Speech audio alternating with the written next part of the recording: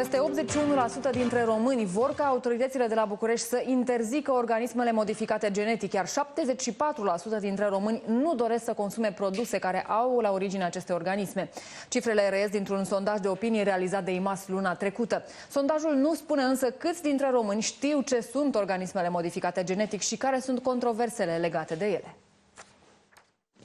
De 10 ani, România încearcă să se lămurească dacă organismele modificate genetic sunt sau nu periculoase pentru om. E și greu, având în vedere că, pe de o parte, nici țările puternic dezvoltate nu au tranșat problema, iar pe de alta, unele state cultivă și fac lobby pentru extinderea culturilor modificate. Culturi care, ajutate de pesticide, rezistă în fața dăunătorilor, dar, potrivit unor specialiști internaționali, afectează mai multe organe interne. 81,5% au răspuns că organismele modificate genetic trebuie interzise, că așadar autoritățile românești trebuie să ia o decizie în acest sens. Un proiect de lege aflat în Parlamentul României cere același lucru, interzicerea pentru următorii 5 ani a cultivării organismelor modificate genetic. Inițiatorii proiectului se bazează pe mai multe studii care arată efectul negativ pe care OMG-urile le au asupra organelor animalelor cobai. Dacă acestea au efect negativ asupra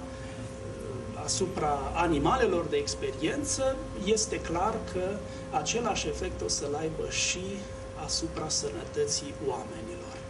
Legislația din România permite în acest moment cultivarea unui soi de porumb modificat genetic rezistent la viermele sfredelitor. Porumbul este folosit la furajarea animalelor. Contestatarii OMG sunt convinși că produsele care ajung în rafturi de la animale furajate cu OMG păstrează urme care afectează corpul uman. Degeaba îi scrie pe prospect, pe ambalaj una, că e altceva. Comisia pentru Securitatea Biologică spune că riscul asupra mediului și asupra organismului uman prin cultivarea porumbului modificat genetic este neglijabil.